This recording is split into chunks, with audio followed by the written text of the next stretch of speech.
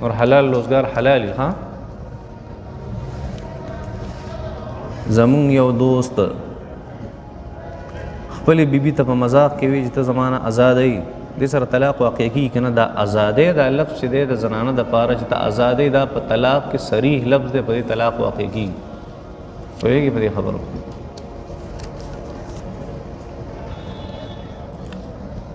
آیا د جنابت په حالت کې تلاوت اورېدې شي کنه؟ بالکل اورېدې شي. تلاوت کولو د پاره څه دی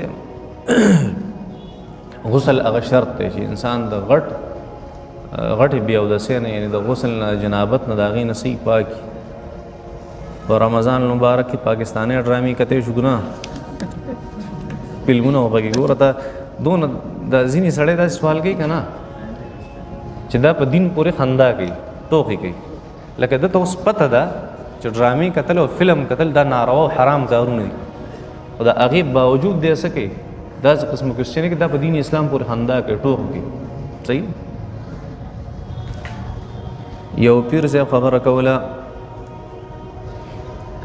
چاته وی چې زما سره یو هفته تیر کا زه د زړونو پر رازونو باندې پوهه یم زبرنده ټول غند اغلری کما د زړونو پر رازونو باندې صرف الله جل شانو عالم دی او دا پیر صاحب نه دا سو دکاندار دی چې دا خبره کړي. ها یو ملګری چیلنج را کړی دی چې امام پسې به سورۃ فاتحه نه وي په دې باندې هیڅ دلیل نشته. نو موږ له تاسو دلیل راکې ګوره چې یو مسله د پخوانه اختلافي را روانه ده کنه وایي کې یو بل سره جنگ جګړه مکوي. امام شافعي رحمت الله علیه هغه دا وایي چې ته شاته په امام پسې ولاړ نو ته سورۃ فاتحه وې د امام سره او په دې باندې روایت پیش کړي چې نبی علیہ السلام فرمایل چې لا صلاة لمن لم يقرأ بفاتحة الكتاب څوک چې سورۃ فاتحه نه وایي دا غموز نه کیږي. دا حدیث وایي. امام ابو حنیفه رحمت الله علیه فرمایل نبی علیہ السلام فرمایل من کان له اماما فقراءة الامام له قراءة د چا چې امامي بس د امام قراءت دا قراءت ټول سره بلایل دا صرف د اسانه لپاره مې د خبرو. اوس دې خبره ته لږ سوچ وکړئ چې مسله د صحابه کرامو نه پس ټول اختلافي را روانه زما سکار دی چې اوس په دې باندې جګړه دا اختلاف خو نه شم ختمول دا روغ اسانه خبر. دا چیلنجونه او دا قصې مکوئ. ښه مسلمانان ځکه ذلیل شو چې دا مسلمانان په غیر ضروري څیزونو پسې نه خدي کم چې ضروري دي په هغې د هغې چا فکرونه دلته چا ویلي دي چې رمضان المبارک نه پس عمره نه کیږي ځکه د رمضان نه پس په سړي حج فرض کیږي. دا خبره ټیک ته یو ځای پورې ګوره داسې کار دی چې ته په رمضان المبارک کې د رمضان شوال میاشت کله داخل شي او ته د حرم په حدودو کې دننه وي په تا باندې حج بیا فرض دی او دا په هغه وخت کې فرض دی چې سر رکاوټ نه تا او که تا ته د پیسو مسلې د توشې مسلې هلته د اوسېدو مسلې د قشن د حکومت ته طرفه پابندۍ د قانون خلاف ورزي راځي نو بیا په تا باندې حج فرض نه دی. ښه صحیح ده. او دا خبره چې د رمضان نه بس عمره نه کېږي عمره هر ټایم کېږي. ښه سوا د خاص ورځو نه کوم چې د حج ایام که یو بنده هغه تراویح هغه سنت وګڼي او پرېږدي نو په دین اسلام کې د څه حکم دی؟ په دین اسلام کې د حکم دا دی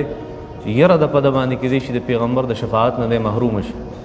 دا خطرناکه خبره او که دې ته سپک کتلی سنت ته چې مړه سنت دي سپک ورته ګوري نو دا سړی کفر ته رسوي. دا خبره یو مستحب تم سپک کتل دا کفر دی.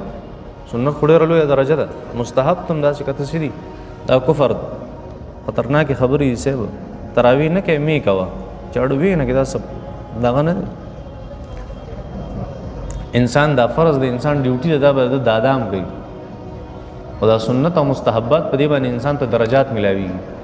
مسلمان چې مسلمانی کنه هغه یوازې په فرض باندې نه دا فرض مکملېږي په سنت او په نوافل باندې په مستحبات باندې ته بیا مسلمان او مؤمن د څه شوي. دا فرض مستمکار سفرې د خندا پورې کېږي.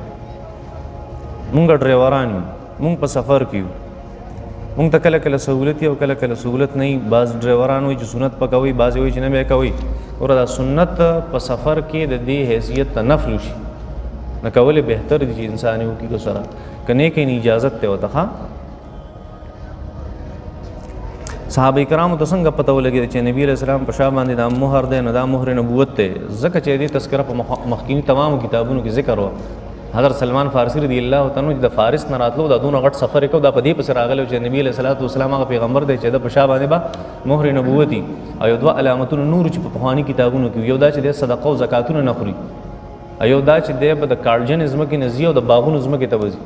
ټولې نښې حضرت سلمان فارسي ته میلاو شوي په نبي علیه السلام کې دغه یوه پاتې وه هغه ته نبي علیه السلام په خپله وښوده بل صادر مبارک هغې ځوړونکی راج سلمان فارسي ویني سلمان فارسي خو آتش پرست اصلا هغه په دې پسې راغلی چې دا پیغمبر دی دغه درې علامتونه ورته معلوم آتش پرستو ته علامتونه معلوم دي خو مسلمان ته علامت نه نبي علیه السلام د نبوت نه معلوم مسلمان دې ځای ته راوړي پیغمبر په حدیثو پورې دي ټوکې کوي په فرضو پسې دي ټوکې کوي په سنتو پورې دي ټوکې کوي هر څه پسې ختم ده مسلماني نشته د بجلیګر مولي صاحب خبره یو سړي سره حرام مال دی نو د هغې نه به زکات ورکوي حرام مال نه څوک زکات نه ورکوي د حلال مال نه زکات ورکوي ښه او که زکات یې د ثواب په نیت ورکړو دا کفر ده دغه نبي علیه السلام فرمیل ترمذي کې لومبی روایت دی ولا صدقة من غلول د حرام مال نه به صدقې نه ورکوي بعض خلک هغه د سحر د اذان په دوران کې وبس کی او وی چې د سر روزه کیږي او وی چې دا مؤذن وي د اذان چې کم دی یو منټ دوه د احتیاط لپاره مخکې وي که مؤذن یو منټ دوه د اذان د احتیاط لپاره مخکې وکړو که نه دا ډېره لویه ګناه ده په خپل وخت باندې به اذان کوي مؤذن چې څنګه اذان وکړي نو ته به بیا خولې ته هغه څه ورته وایي هغه به ورته ور واچوي بس نور خوراک به نه کوي بیا ښه صحیح ده او احتیاطونه نشته په ارام کښېنه په اذان سره ختم بس روژه بند په 70 روپۍ مې یو څیز اخیستی دی